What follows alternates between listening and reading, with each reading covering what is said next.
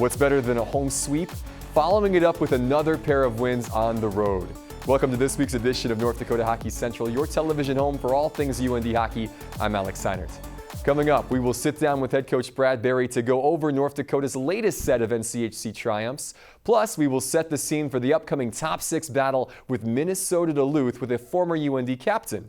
Before that, though, it's time for this week's installment of UND Insider's web series, Through These Doors. Through These Doors is presented by Gate City Bank.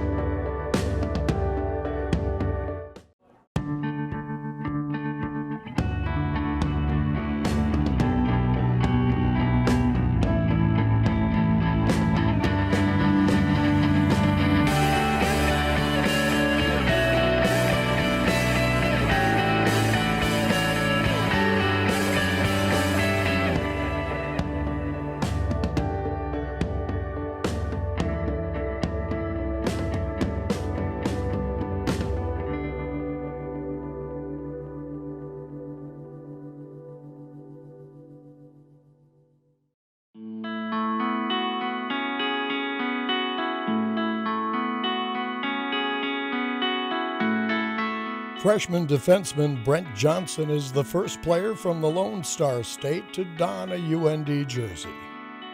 You know, growing up, you play with a lot of good players in Texas, and UND is one of the best college programs, obviously. So it is really cool, and you know, it's like you said, I have a lot of pride, and you know, I take a lot of responsibility for my own development, and I just think it's going to be a cool experience to play 3 or 4 years here. Brent's an outstanding young man. You know, he's humble, he's hardworking, he's everything that we are here in North Dakota. And then following that up, meeting his parents, it's the same thing. There's a reason why Brent Johnson is Brent Johnson. He a great set of parents as far as instilling values and ethics and the work ethic of what he needs to do. Before the first night of the NHL draft, Johnson has a few things on his to-do list.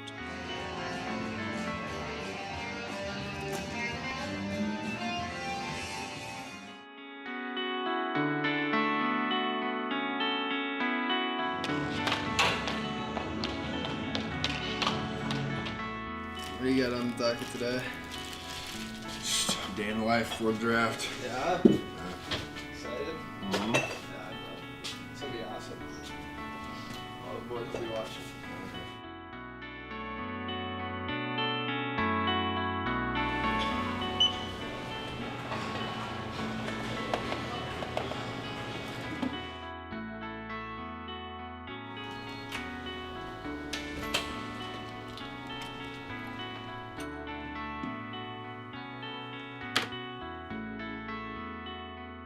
So what you feeling right now? Has it been a long time since you've seen some of your family that's coming? Not really. Okay. Just like a couple of weeks maybe at the most, but I don't know, I'm pretty excited right now.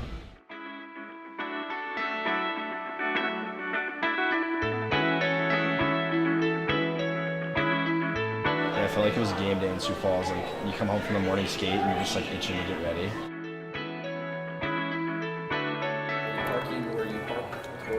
Yeah, we're going on that side door.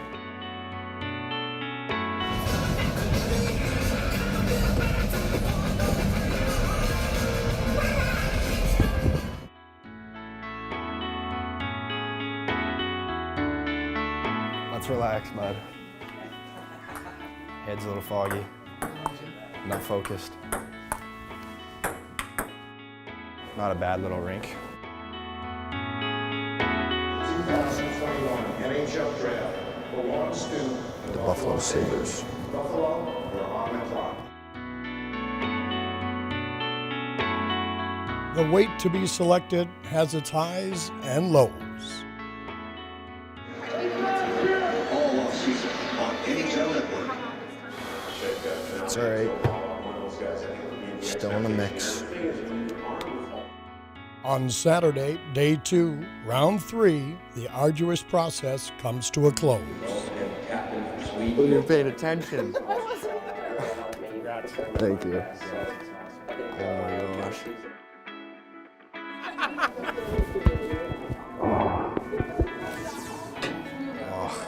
going to be a little hard to come. You'll make it work. You'll make it work. I'm in Grand Forks right now, UND, yeah, they set up the suite for me and my family, so it was pretty cool experience. Yep, thank you. Bye. Let's go. Show your stuff. Enjoy it, buddy. All right, thanks, buddy. Yes, baby! Can you believe it? It's pretty unbelievable, actually. Not a lot of words. Just dream come true. I'm just excited. Everybody got to witness it, and I'm one of the select few people that get drafted. So just an unreal moment. Very nerve-wracking. Long day yesterday and a pretty long day today. I was getting a little worried there, but it finally happened. So.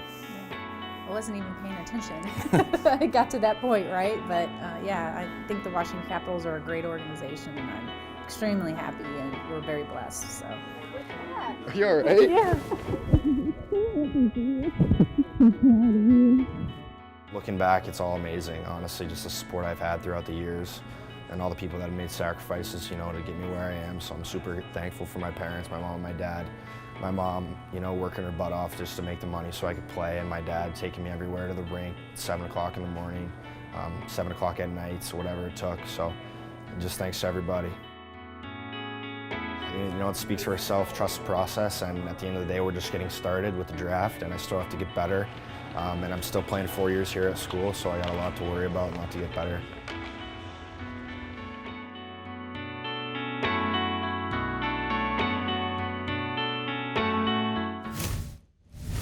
Good stuff. Well done by Cassie Niles and the entire Through These Doors crew.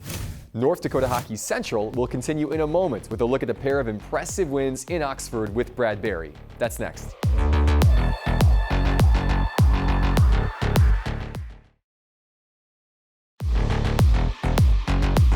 Welcome back to North Dakota Hockey Central, where we are proud to be joined, as always, by UND head coach Brad Berry from inside Ralph Engelstad Arena.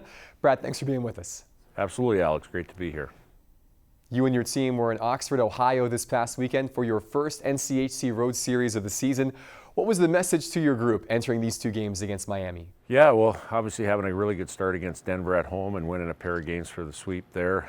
Now going on the road, and we're still in the NCHC play where it's a gauntlet of teams, and it's always tough whether it's road or home to win games, and let alone win two on the weekend for a sweep. But just trying to have that same mentality of playing in the Ralph as we do on the road, and having that swagger and confidence to do that.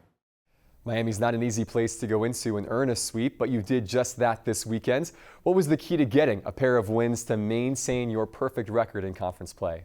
Well, I think we're starting to know now that the start of the games are crucial, as far as trying to play the right way, or putting a bunch of shifts together that gives us momentum. And then the bonus part of that is scoring the first goal, having to lead games versus chase games. So I think the very first key is how you start the game and hopefully getting a lead. Your offense found success both nights against the Red Hawks as you scored 9 times over the weekend. What was clicking on that particular end? I think consistency of our play, at least 5-on-5, that is, where it wasn't just one line going. It was all 4 lines contributing, and especially Friday night, from line 1 to 4, they were buzzing in the offensive zone, giving us a chance to get some offense in our game and not play a lot in our end of the rink. And I thought they did a good job starting on Friday night, which carried over to Saturday. You've scored 3 or more goals now in every game but one this season. Entering the year, most thought the offense might take a few months to hit its stride. Have you been surprised with how effective you have been offensively right from the start? Well, I don't know if surprise is a word. You never know when you have 14 new players coming into the lineup from last year, and losing the players that we did last year. You never know, how long it's going to take, or even finding the chemistry within the lines. And I think that's the very first thing of now getting some chemistry with our lines as far as what that looks like, and guys feeling confident to build their offensive game on that side of it. Our power play has been clicking, so that adds to the offense. And then I think finally, our D, this weekend our D were very influential in helping us score goals, whether it's scoring the goals or assisting, making good passes and making great plays. So I think the D-men being part of the offense, not just the forward lines. Yeah, I would agree. Yeah, it's certainly not a surprise. You've gotten a lot of production from your D-core. That was certainly the case this weekend. What does having a defense that is so potent in attack do for a team? Well, first of all, we always talk about, the D adding to the offense, and it's very crucial. And the way teams defend now with pre-scouts and knowing what other teams do, you have to have your D-men involved in the offense. But, for us, the defensive part of the game, that's where it starts. When you look at D-zone coverage and D-zone face-offs, to start with the puck or play very good in your end of the rink allows you to play in the offensive zone. So again, like I said, we really concentrate on the offensive part, but I think where it very, very much starts in the defensive zone, and that's where our defensemen are very good as far as their skating ability, how they know the next play, and making sure they break out pucks to lead us in the offensive zone. It is hard not to single out Jake Sanderson among that group, as he had 3 goals and 3 assists this weekend and now leads the team in scoring with 15 points on the season. How good was he against Miami? Yeah, he took it to another level. He's, for the most part this season, he's been very consistent, as far as bringing his A game and playing his very best. And I thought, when that, especially that Saturday game, when we got the lead and then they got back into the game, scoring a couple of power play goals, I thought he kind of took over and took charge on getting us back on track and, scoring a couple of key goals in that game and making sure that, it went the right way. And I think that's what really good players do, especially him, and being a leader on our team now, wearing a letter, and being an elite player in our league. Yeah, he is certainly that. Well, even after a pair of strong performances, you're always looking to improve. What's the biggest area of growth you and the staff will be focusing on this week? Just kind of keep building and growing our group on you said it right there, the consistency. We told our guys, when we went on the road into Miami, that the ultimate compliment you can get as a player or as a team is being a consistently very good player every single game in and game out. And that starts in practice here. And again, we had a really good week of practice leading up to Miami.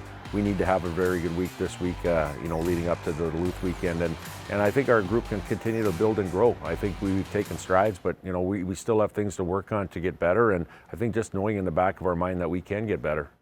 You are back home this weekend and get to face a Minnesota Duluth team that's one of the best in the country again. What stands out to you about this version of the Bulldogs? Well, they haven't given up a goal in 3 games. They're coming off of 3 games that they have shut out of hockey. So obviously, us trying to get to their net and making sure that we possess pucks and be hard and heavy. I think these two teams absolutely mirror each other, the way they play and the way they recruit their players and different things as far as the identity, what their team looks like. So again, I think it's going to be a very good game where we feel we'll have a good game plan going in to try to win a couple. You just mentioned this. UMD has posted back-to-back-to-back shutouts, all against conference opponents. What makes them so difficult to break down? Well, their penalty kill is running at about, I think, just shy of 87%. So, they're not giving a lot up on their penalty kill. And so our power play has to be sharp when we get those opportunities. And I think the 5-on-5 game, it's going to be a hard, heavy series where puck possession is going to be a big thing, and puck management is going to be kind of some of the keys that we have to make sure that we're very sharp on. And again, we saw in that 5 overtime game last year that was back and forth a lot, and that's what you're going to see this weekend, I believe. This is your first meeting with UMD since that 5 overtime game last March in the regional final in Fargo.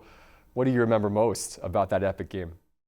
Yeah, just kind of the highs and lows of the game. Obviously having a lot of opportunity to try winning that game in regulation and overtime, and knowing that one goal decided your future of advancing on to the Frozen Four. So, there's a lot of motivation from our side here, even though that our team looks a little bit different than last year. But knowing that in the back of our mind about closing out that games to try to preserve wins. And like I said, there's a process that's going to be involved in that, and our guys are looking forward to that. It's going to be a fun weekend, and knowing that there's 2 top teams playing against each other at the Ralph here. Yeah, that's right. That game in March certainly was an instant classic. We expect 2 more memorable, albeit shorter games this weekend in Grand Forks. Thanks again for the time, Brad. Best of luck this weekend against the Bulldogs. Yeah, thanks a lot, Alex. Speaking of UND's next opponent, next on North Dakota Hockey Central, we're going to walk down memory lane to revisit one of the most memorable meetings with Minnesota Duluth in program history. Stay tuned.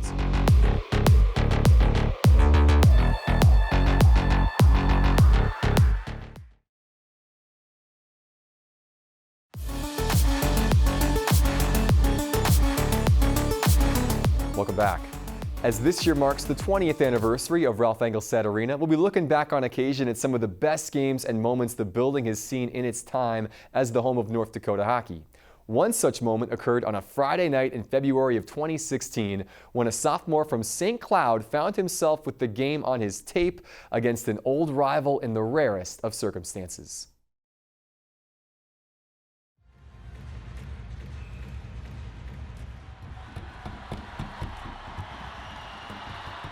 We were playing Minnesota Duluth, and obviously that's a very storied rivalry. Those guys always give us one of the best games of the year. Packed facility, tight checking game. Offense wasn't coming easy that night. Duluth played him real tough.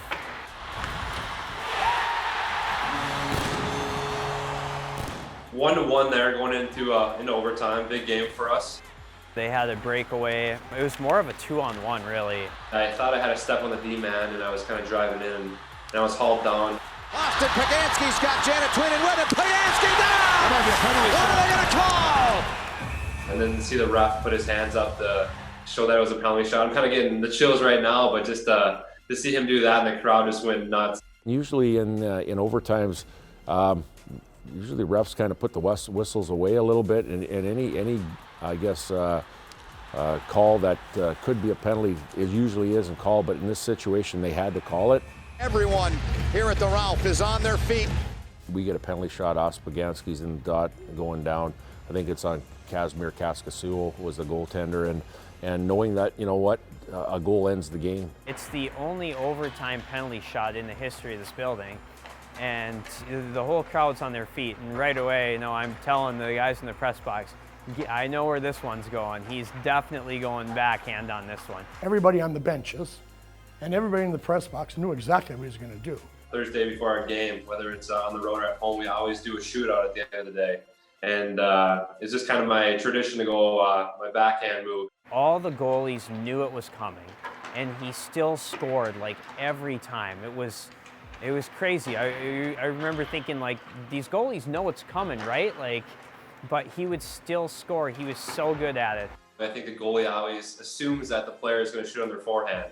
And to be able to have a backhand move in your bag, a bag of tricks, and it's just something that I worked on a lot. I felt comfortable doing, and I had really good success in practice. So I felt that was kind of what I was going in with. Obviously, you have to read the play and see what the goalie is doing, but I kind of had that in the back of my mind. There was kind of a long delay before I actually went, so I was kind of just doing a couple circles in the zone, waiting for, I think, the Duluth coach to be done talking with the ref. And it was tough to hear. It was like the crowd was going nuts. The guys are banging their sticks on the boards and the glass. You know, if there's anybody that we wanted taking that shot, it was probably Austin at that time. 14 in green with the game on his stick. Here goes Poganski in. He scores! Backhander to win it! Austin Poganski gives North Dakota a 2-1 win in overtime. Came down the left side and I gave it a fake shot, and the goalie bit a little bit, and I was able to get it to my backhand and flick it up. And I usually don't celebrate too much, and I actually gave it a little fist bump there at the end. So when I do that, that shows how excited I am, and it was awesome. I think there was more laughter after that because everybody knew what he was going to do, and he did it, and he got away with it. I know our bench erupted, and I know the Ralph erupted too, and that was a big moment in our history here. It's great to be able to help the team win that game, especially that year with the success we had. But just for me personally, it was just it was a great spot for it to happen in front of the fans at the Ralph, and I mean, it's a dream come true. It's just kind of what you play for, big moments like that, and I mean, it couldn't have happened any better. I'll never forget that. It was awesome. Just incredible. Of course, UND's 2015-16 vintage would go on to win a national title less than 2 months after that OT win against UMD. While Poganski would eventually captain the team as a senior, he's since made his NHL debut with St. Louis, and he's now starring on Winnipeg's AHL team, the Manitoba Moose. Pogo's alma mater and the team he helped defeat 5 years ago are set to clash again this coming weekend. We will preview the next chapter in the North Dakota-Minnesota Duluth saga after this.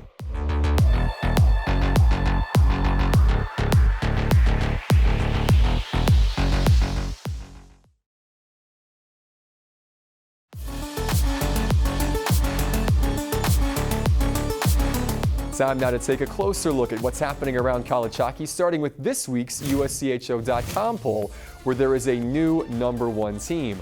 St. Cloud's overtime loss to Omaha, combined with Michigan's second straight Big Ten road sweep, means the Wolverines and Huskies have traded places atop the rankings.